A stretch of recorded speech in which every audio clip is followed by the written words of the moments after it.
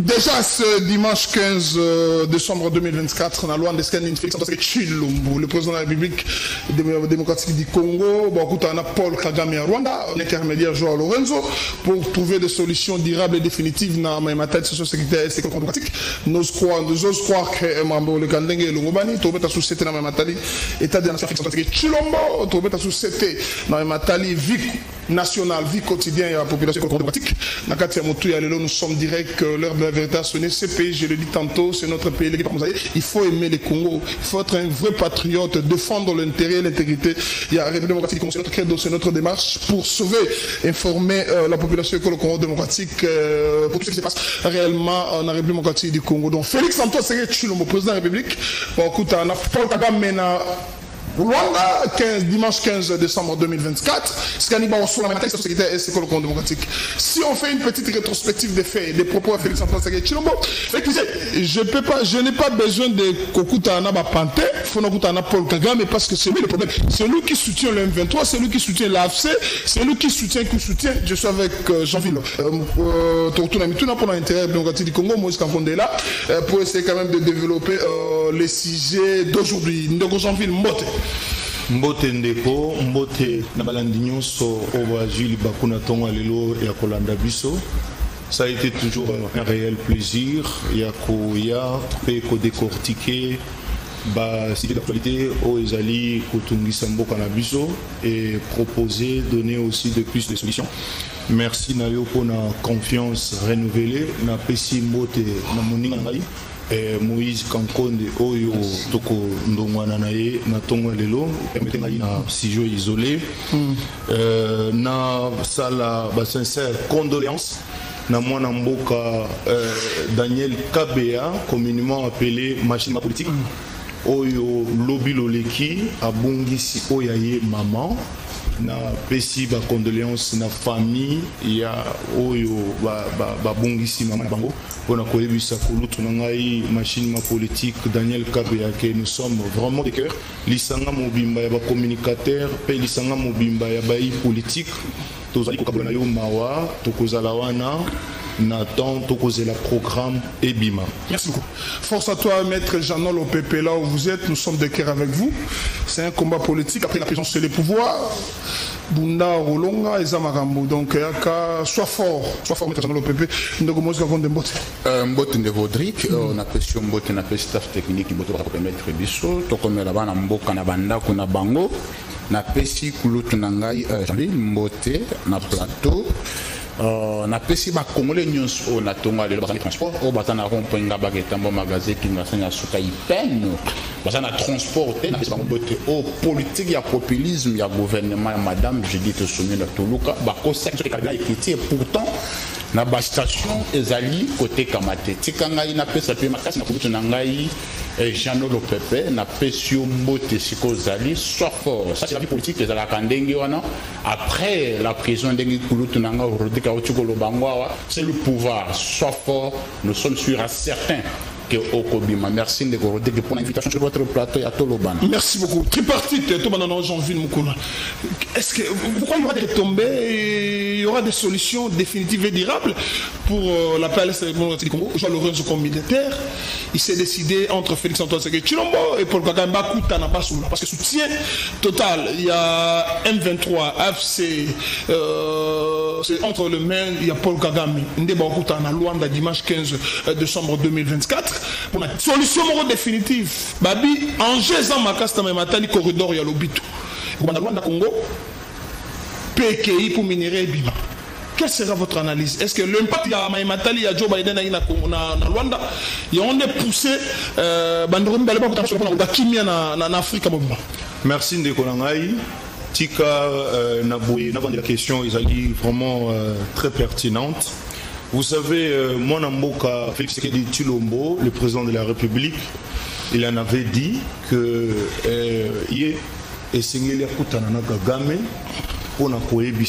que c'est toi qui es derrière l'AFC, c'est toi qui es derrière M23.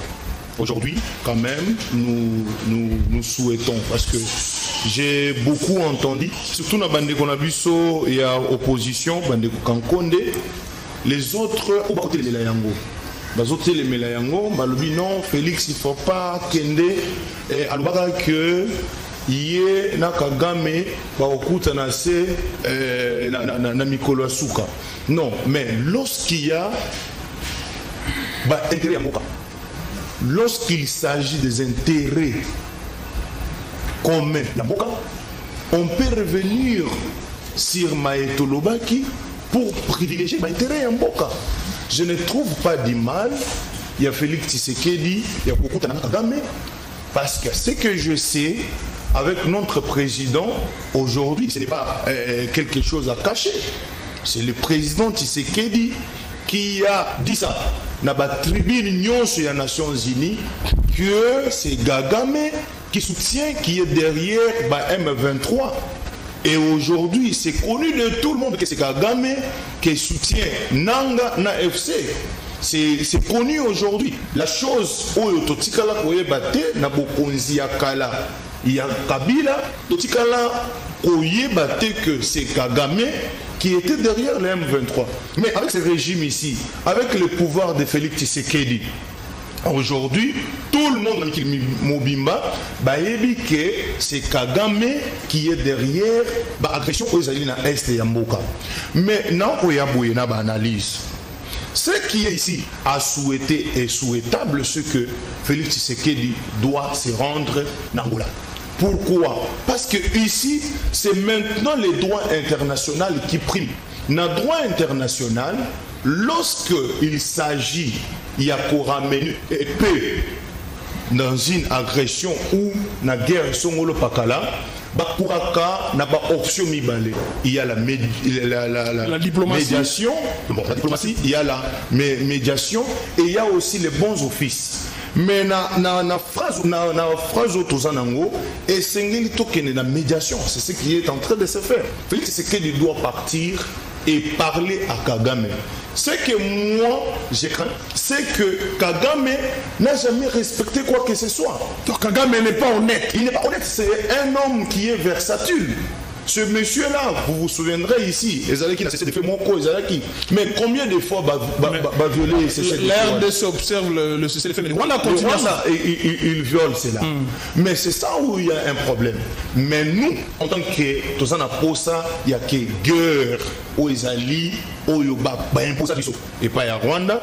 Aujourd'hui, on doit demander que le président de la République doit se rendre en Angola et lui parler. Et refuser l'accord nous allons envisager. Parce que l'accord mon côté de Robodric, ils allaient respecter. Je vous venais de vous épingler ici, na Oetali cessé de faire. Rien n'a été respecté. Aujourd'hui, ceux qui toquent dans Zela, il y a un accord.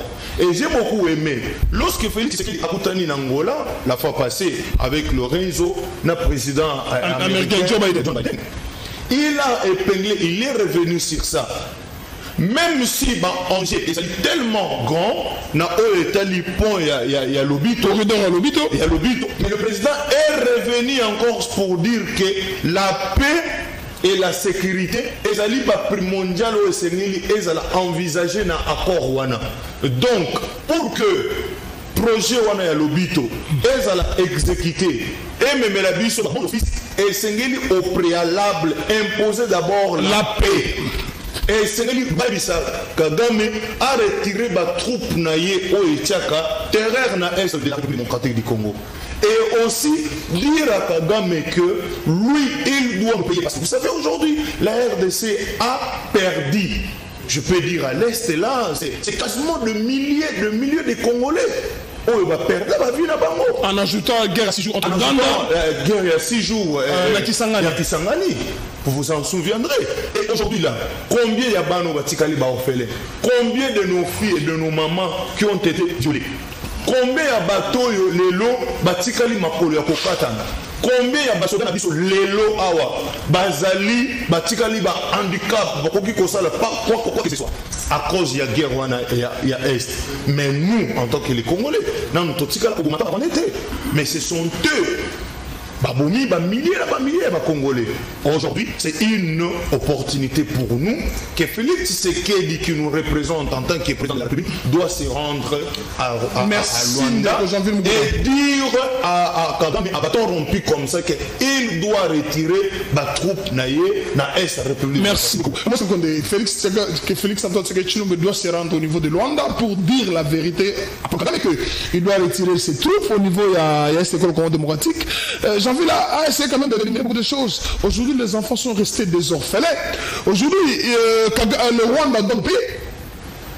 Comment vous envisagez, comment vous voyez, comment vous analysez cette rencontre du 15 décembre 2024? Merci beaucoup Ndeko Rodrigue, mais avant de répondre, joyeux anniversaire Ndeko Nangai, Dan Kapiamba, bien que les cas qui lobby, on a besoin de souhaiter on a Congo possible de télévision, joyeux anniversaire Nzamba Pamboulao, na évité aux arana opposition, tous à la majorité, mais sinon joyeux anniversaire à vous. Merci. Ndeko Rodrigue, je suis quand même perdu. Na ndeko nangai kulutu nangai janvier na makambo azoloba awa na plateau awa aye ko défendre Félix en tant que qui banko bazaka na union sacrée c'est le ba dire na bango c'est le président qui se na personne bote excuse est-ce que oye ko défendre Félix en tant que nani parce que je n'arrive pas à ko distinguer yo merci ndeko janvier lobi boy na kankondo nde bato bazotinda Félix. Pas qu'il ne consale non, ce n'est pas nous, mon frère. Nous sommes le 19 décembre 2023, na Sainte-Heureuse. Mon bon zambo a lobby Kagama Sakanana Batumsus, mais faut-il bétonter? Ce n'est pas les opposants. Au Batina qui a l'Obama Kambouana. Et ça qui est mon qu'on a conscience a lobby que je ne peux pas rencontrer Kagama. Ngana et Tokutanaka Kanalola. Et Zaïba opposanté. Oh, qui est président de la République. Je vous rappelle que nous sommes le 19 décembre 2023 sur Top Congo. Félix Tshisekedi nous dit ceci. À la moindre escarmouche, je vais déclarer la guerre. D'ailleurs, pour ça, on n'a pas cité. Parce qu'à partir de Goma, je ne vais pas atteindre Kigali. Et ça va opposer à Tebatoubatinda qui a le Babongo. Et encore une fois de plus, je suis très joyeux sur ce plateau de Koumou Naouti Kolobango, si bien. Alors, que les Congolais sont de mon côté. Tout ça là, accord rebelle na Kagame. Tout ça là, rencontre rebelle, c'est là va dire naïe. Et foutabu sur le mon côté. Donc, surtout pour la guerre sacrée. Il vous affirme que non, la rencontre il y a le 15 dimanche entre Félix Tshisekedi, Paul Kagame et quoi porter l'autre côté. Ce qu'on veut la communauté. Bozo Zelani ne souhaite déjà qu'il y a une eau sacrée. Nous avons un cas en zoom. Alors, le plateau au Binobo Bolandi, que Tokozelo comme mon côté, parce que cette rencontre est entre les deux pays. Ce que nous attendons. La diplomatie n'a pas payé de Rodrigue. Vous savez, la diplomatie aussi, c'est une capacité de convaincre les autres. Félix Tshisekedi a marché partout au monde. Mais tout ce qui a été à ta pays, mon corps. Ce qui n'est que j'ai vu beaucoup dans l'information, après ça, il y a une information. Après, ce soit un pays, mon collègue Napoléon. Ayana Rwanda, président Nabango, devant le micro. Nous sommes prêts pour sauver le Rwanda contre toute menace extérieure ou intérieure. Dès que j'en ai sur ce plateau, nous avons sacré, attends ça, combien de pays ont battu la RDC? Talakutu Camerounais, je m'ai dit, toi, on en a. Parce que le pays n'est pas faible. Kagame a réussi, on a fait ça, la apologie n'a été dans le plateau. Il y a tout là. Mais Kagame a réussi à convaincre même l'État international. On va condamner une déclaration camerounaise. Nous en termes de diplomatie, de corrodie que nous sommes très faibles. Félix Tshisekedi n'était pas préparé pour jouer le rôle de président de la République. Nous sommes en 2019. Félix Tshisekedi dit je me sens toujours président. Ce qui est à SSI. Mais tout le monde que j'ai vu, c'est comme ça que le président parce qu'il y a le mouton de je me sens toujours président. Et l'autre j'avais d'ailleurs regretté les 11 ans de l'Assemblée nationale sur l'état discours il y a la nation. Mon président Katali Kota a comme Bunaga na tête, il y a retour il y a cité. Batou bazana est wana. Pour na président Kabosani bango, donc on a retour aux hommes dans la église bato bazoyombela ye bato bazokanisa que il y a espoir ya Congo. Justement ils ont compris que le pouvoir de Kinshasa baza se concentrer pour la trouver solution à insécurité pour la est. Ce que nous voulons, c'est que Félix Tshisekedi, il nous avait promis ça, que je suis même prêt à sacrifier ma vie justement pour la Kiméko Tanakata Mboka. Mais aujourd'hui nous sommes perdus. D'ailleurs, je vous rappelle, parce que je ne vous informe pas, vous avez les informations, que Bunagana a été récupéré le 12 juin 2022. Aujourd'hui, Bunagana totalise 3 ans à l'Itikorobango sur ce plateau, que l'Est de la République Toperdam, que nous avons minéré Nabiso, nous avons richesse Nabiso, et nous avons à Est, nous sommes dans le bon côté, il y a côté sur minéré Nabiso. Nous avons permis. Mais à quoi sert le Cojaville? On va reconnaître chaque parti. Donc Félix, mais à continuer à soutenir hier. Pour les Congolais, on a retour dans Bunagana. Quand il y a récupérer les 30 jours, il est symbolique pour les Congolais. Aujourd'hui, vous avez un cadre de nos sacrés qui vous affirme que l'autre Camerounais est à Luanda. Nous voulons la paix. Félix Tshisekedi avait prêté serment. L'article 74 de la Constitution, on ne faut pas qu'il y ait deux personnes qui ont parti école, parce que la Constitution. L'article 74 de la Constitution, Félix Tshisekedi a prêté serment pour protéger l'intégrité territoriale. Mais aujourd'hui, nous sommes surpris. 2 355 km², mais aujourd'hui, Bakone Bazo Bate, Totskan a combien de partis Makatamboka, Ndeko Janville, Monsieur le Président, avec tout le respect que je vous dois, nous voulons rien que il faut travailler. Et moi, je ne suis pas sûr et certain qu'il y a encore aucun négociation ou bien rencontre et Kofuta et l'eau, parce que j'avais suivi Kagame sur à l'époque, nous sommes en 2023. Kagame dit ceci. Nous avons des terres à Congo. Donc, selon Kagame, notre communauté internationale, il faut pas bacaniser Yango. Il faut pas jouer Yango. Ici, nous avons des décisions. Ici, la députée, d'ailleurs, on a 33 000, c'est les informations que Félix Tshisekedi a 33 000. Qui tisse la salaire, yope qui tisse ya yo, moninga na yo de façon yango. Qui tisse yango jouambo wana, somo ba équipé amène la biso. Décodé, aucun pays est ami de la République démocratique du Congo. Tous les voisins, tous les 9 voisins que vous voyez là, basés contre biso. Même au Rwanda wana. Je pense pas qu'il peut travailler pour l'émergence à Congo. Congo est la communauté en Afrique. Tous les pays là, qu'on travaille pour tous na Kenya. La seule personne aujourd'hui qui représente la nation, le commandant suprême, le magistrat suprême, c'est Félix Antoine Tshisekedi Tshilombo. Bato basé na Bunagana, bato basé na Butu, bato basé na Masisi. Espoir na bango zepona yo, ça me fait très mal. Non mais qui non comme nous la peine avec Mboka Nangai. Le même cortège que M. Félix a ici, c'est le même cortège que Nanga aussi est à l'est de mon pays. Alors qu'on a un président, voilà, il y a 73%, c'est le bande de Janville n'a parti dans la banque école. Mais Félix a réussi avec 73%. Mais qu'est-ce qui l'empêche aujourd'hui? Il y a la Bunagana, Namasisi, Bafra. Moi je préfère même, si nous considérons parce que c'est l'état de la nation, la matambo c'est la Bunagana, tout le monde a un retour, nous avons incapable, merci. On l'a fait que qui a regardé guerre. Nous attendons seulement la guerre contre le Rwanda parce que d'accord, rencontre il y a les 15 et quoi porter le merci, c'est pas moi qui l'a fait, c'est le décollement et j'avais même il y a distribution de Kagame dans l'intérêt de politique, merci à communauté côté la mission, il faut déclarer la guerre contre le Rwanda. Moïse Kakonde souhaite, il faut que le président République parce que tu peux déclarer la guerre contre le Rwanda. Mais la volée diplomatique ne j'ai envie de parler, mais la versatilité de Kagame et la bonne foi, Félix Antoine Tshisekedi, voulais-je dire, c'est pour donner la paix à la du Congo. Il faut la paix revienne dans ce pays. Ça va permettre le développement de collage en Boga, de janvier. Et donc, il y a encore si na Kagame. On va banga Kagame. La versatilité à Kagame ne va pas son de janvier. Et puis, il y a confirmé, il y a le côté Masola Luanda.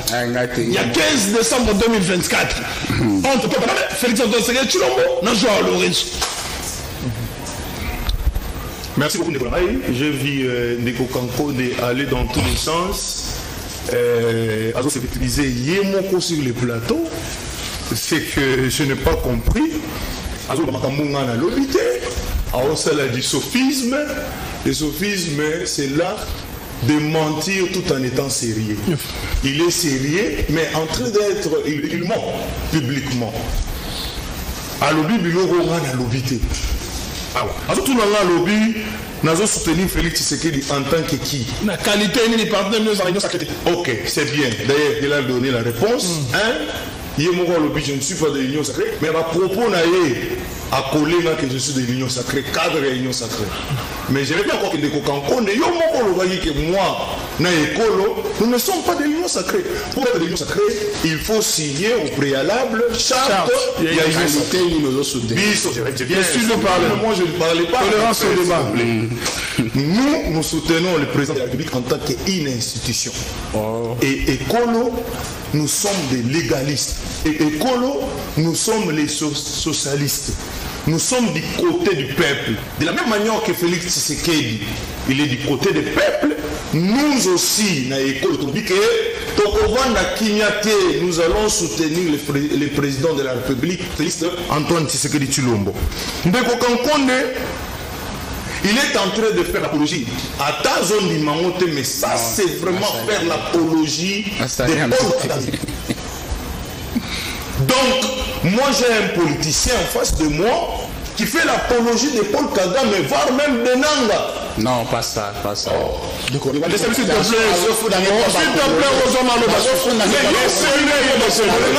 laissez-moi parler. Le mal avec toi, c'est ça. C'est une tolérance, pas débat, c'est l'élégance. Le mal avec toi, c'est ça. Au karaté, tu parlais, moi je te calme. Nazio a le mon côté parce que j'avais peur que les Kogodri Kaboto l'ont minute. Je vais te raconter. Attends.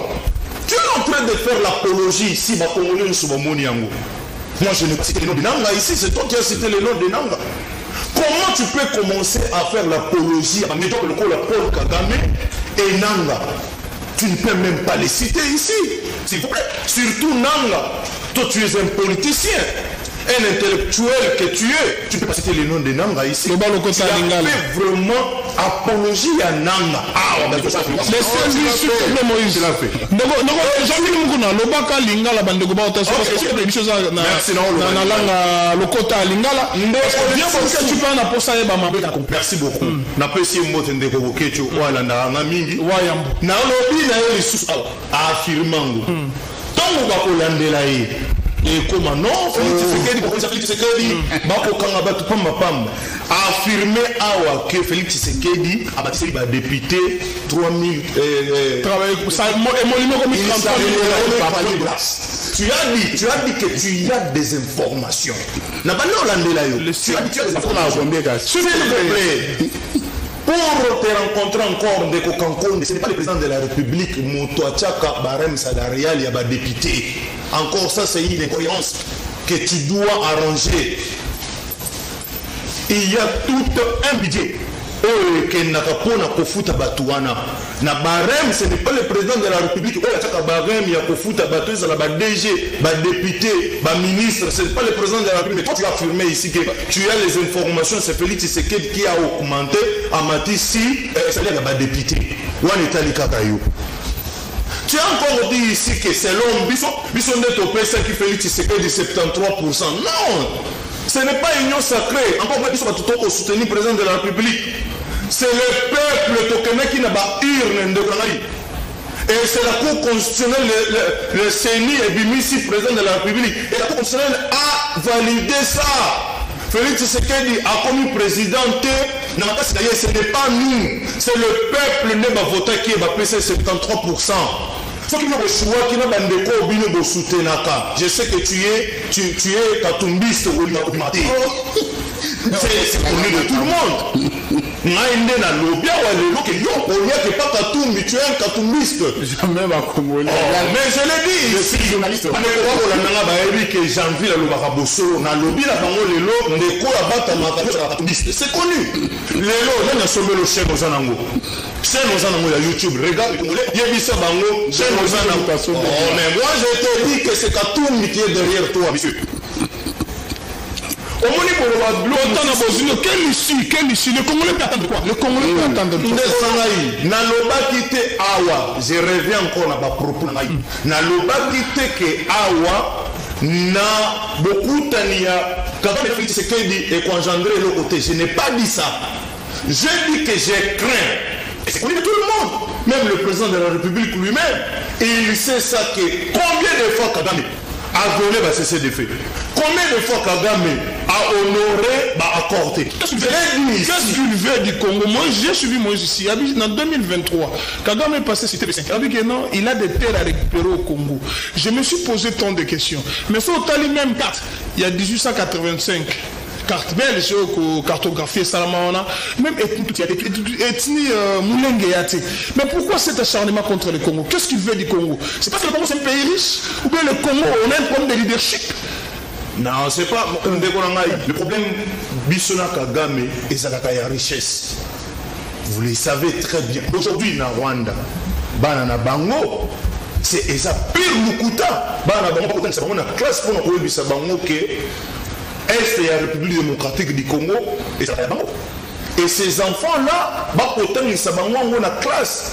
Donc, mais derrière ça, ce n'est pas une vérité. Mais derrière ça, c'est parce que Tozali est un pays riche. Tozali n'a pas de source naturelle. Tozali n'a pas de source, la ressource évelée plutôt. Voilà pourquoi Kagame, il profite derrière ça pour agresser, pour copier l'Est de la République démocratique du Congo à travers les ressources. Je vais citer pour dire ceci. Félix Tshisekedi doit se rendre à Angola. Et nous encourageons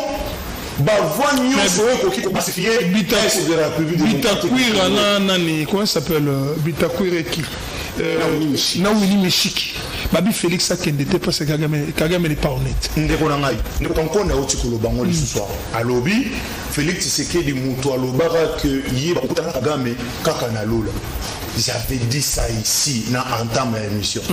Lorsque intérêt à Mboka est envisagé, on peut revenir sur le propos. Le président de la République, c'est quelqu'un qui aime les Congolais. C'est quelqu'un qui veut que l'Est et la République aient à la pacifier. Mais s'il faut aujourd'hui, selon le droit international, tous recourir à la médiation, Félix Tshisekedi, il faut se rendre en Rwanda. Et en tant que Félix Tshisekedi, c'est lui qui a quitté tout haut. Avant de tout na ba tribune des Nations Unies pour la combattre. Moto azalaka na sima, mais Kagame bana kuwanga nango. Félix Tshisekedi ne abimisa ka olele alobi ke moto azalaka na sima ba M23, moto ya salaka ke est ezalaka agressé. Moto yo asutenaka ba M23 ba AFC ba groupe nyonso ya rébellion oyo tongo makana mboka na biso. Et c'est Félix Tshisekedi qui a dévoilé ça, c'est que Kagame.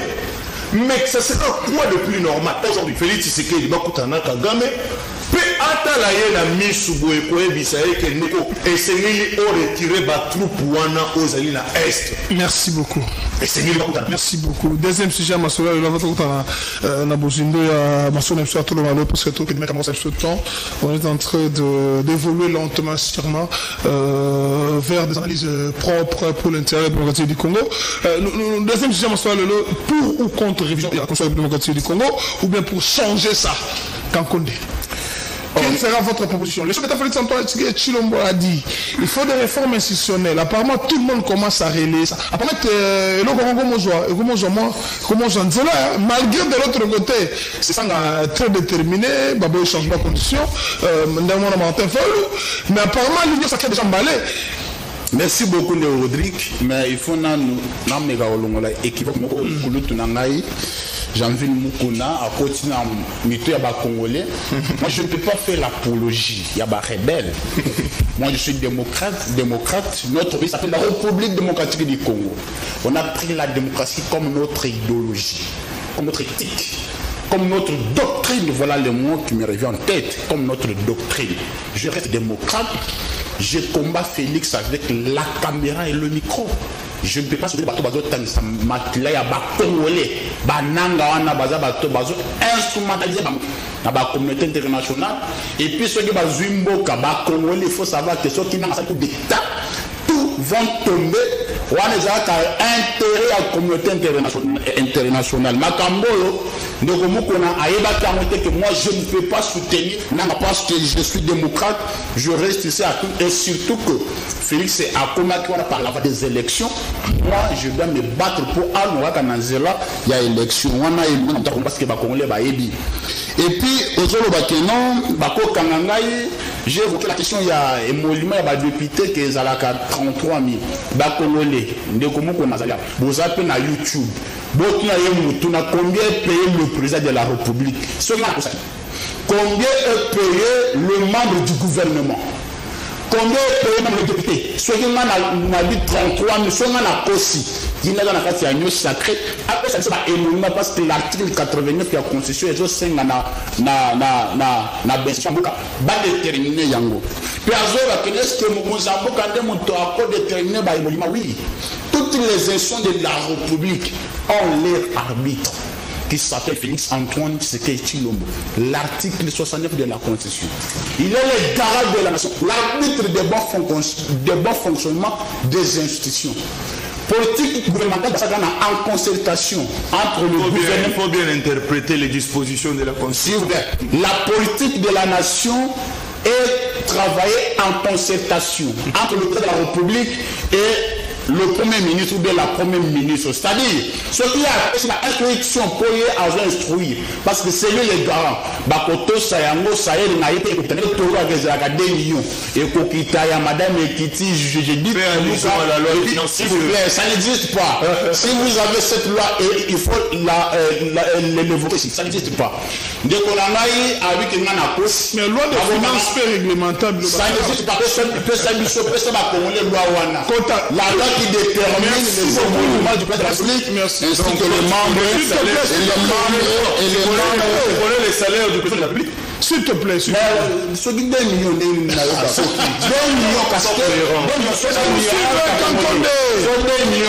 c'est-à-dire, contre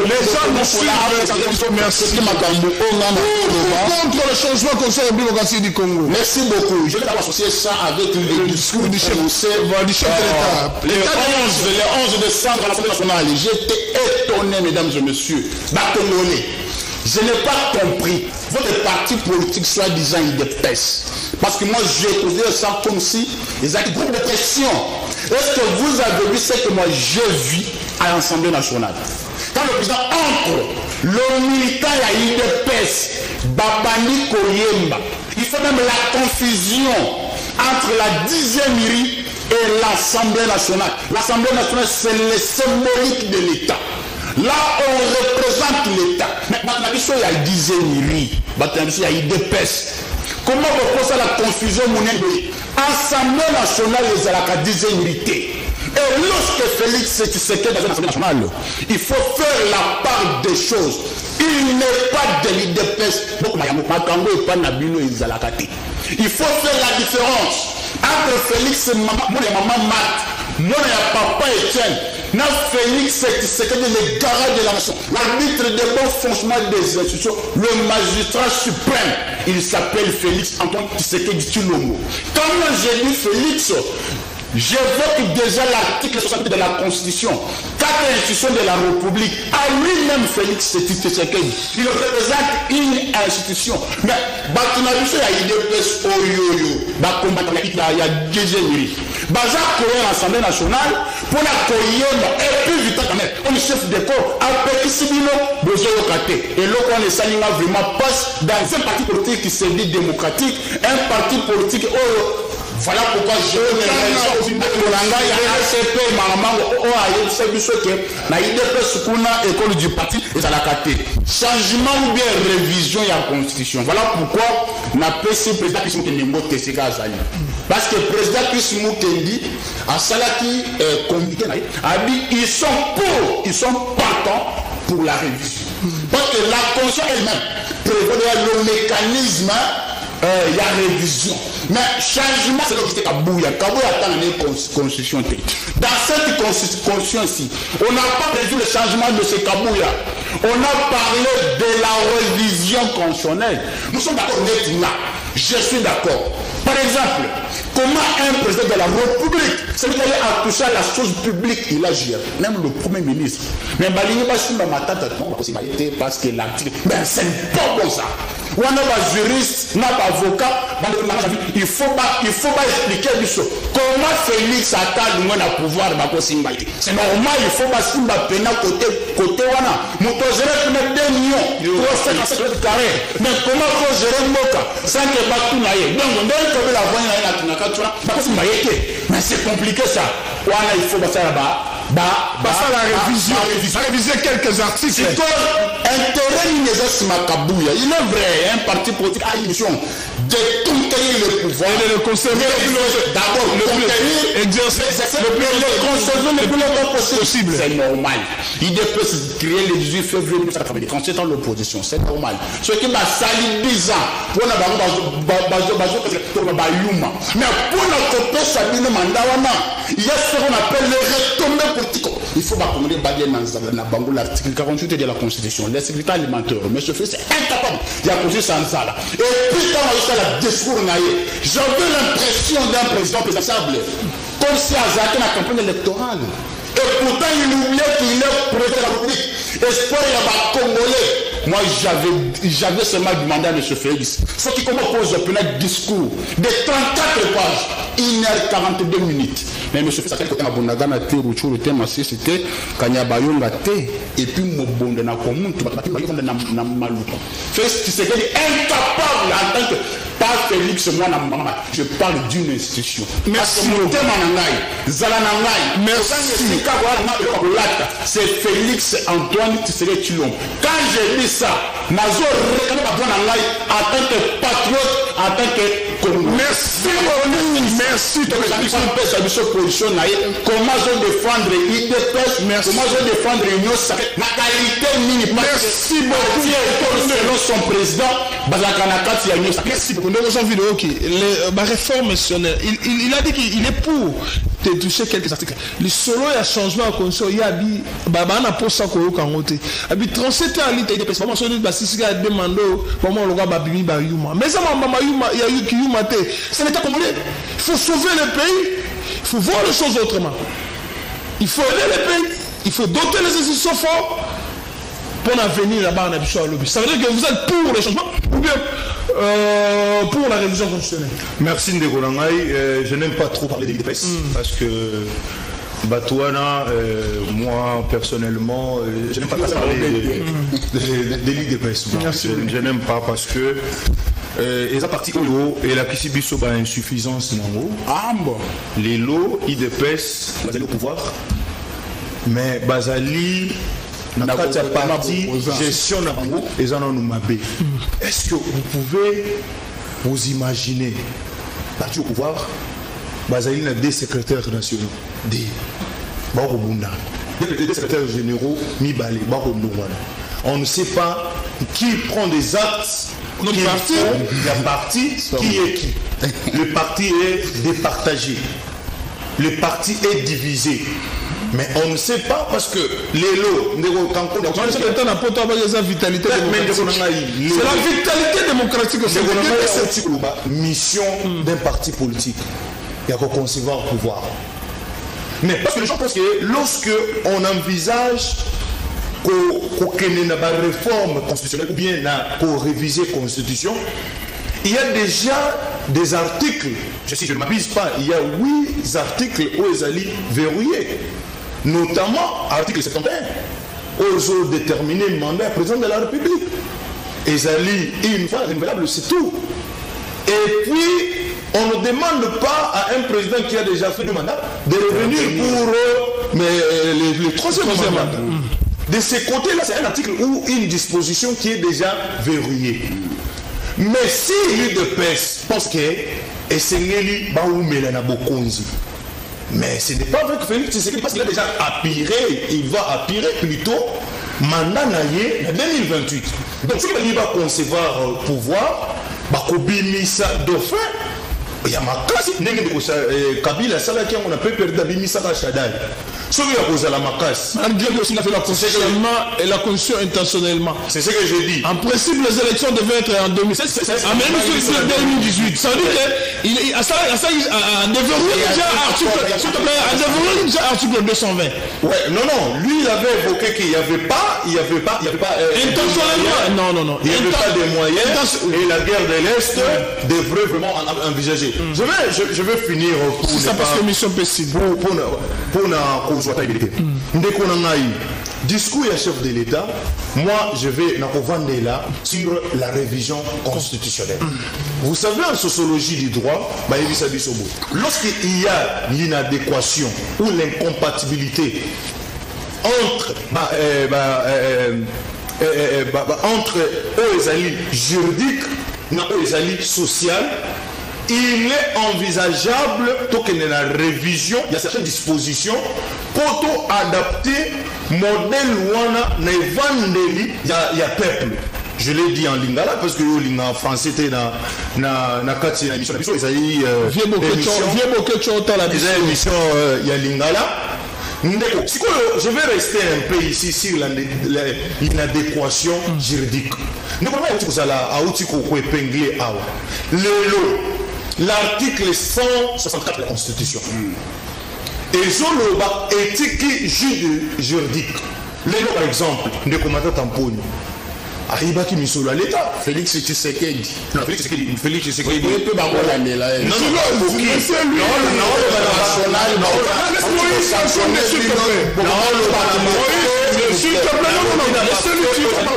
laissez-lui parler. Je parle de Matata Mpogno, Baïfé na Ezali Koni, Yabouka Malouza. Aujourd'hui, il y a dossier Moko Ezali la justice, le lot, problème des actifs de l'eau. On ne sait pas entendre Matata Mpogno en tant que sénateur ou député ou comme même ministre. Parce que vu de juridique Kiwana Ezali, écoutez, même Bajuge constitutionnel, carrière judiciaire Nabango. Aujourd'hui, il marche à un homme libre. Alors qu'il a volatilisé à l'État de l'université de King. Mais il ne faut pas faire parce que l'article 164 et la question éthique juridique, quand est-ce qu'on peut poursuivre Premier ministre président de la République honoraire? Parce que c'est vrai qu'il faut rappeler que juge naturel, il y a président de la République, Premier ministre, Ezali, Cour constitutionnelle. Mais va déterminer la disposition pendant ou après, c'est le balan de la banque. Ndeko Matata à se présenter qui n'a Cour constitutionnelle, en tant que sénateur, à Sali Balfé, merci beaucoup de conseil Premier ministre, parce que disposition Ezali en ambiguïté, Ezali na kati. Merci beaucoup. Voilà pourquoi, en tant qu'école, en tant qu'acteur politique que je suis, j'envisage que na kati ya constitution, incohérence Ezali, tant que na révision. Mais pour le changement, je reste catégorique. Je suis un légaliste, je suis un juriste de formation. Et la question est ici, comme mon côté, pour essayer le changement. Et quand les gens dans la Cour constitutionnelle, va interpeller Bisso parce que Nicolas a plateau, article 5. Ils interprètent ça d'une manière abusive. Aujourd'hui, dans Makamou est le droit, même la souveraineté, même la mécanique, parce que télévision, pour interpréter la Constitution. Merci la Constitution, les droits constitutionnels. Merci. Aussi les droits, tout ça les 5 ans. Merci. Pour vendre les droits constitutionnels, et c'est nous ça les sous 2 ans. bakopé ce cours mususu bakopé so yokaka sur le droit. Merci beaucoup. Merci à Ndeko Moïse Kankonde parce que monsieur Sili mais comme réception aussi. Merci à Ndeko Jeanville, merci à Rémi Louvumbu qui nous suit depuis Suisse, Arcontec, donc il viendra avec des solutions pour l'intérêt. Il y a des matali réhabilitation à route, matali forage et lampadaire, matali construction à pont, matali ingénierie en général. Arcontec est là avec Rémi Louvou. Merci à Ndeko Piquet, merci à Paul Malele, merci à Maréchal Alpha, merci à Boukis qui nous suit depuis sa résidence, Fabrice Maneno, Gichalumbe Gabi Senda, Pedro le millionnaire depuis longtemps. J'insiste, il est le président du groupe Yabana Rombongaba. Merci à Job Avatar, mes collègues Belé Tomonente qui met encore en bout. Au revoir.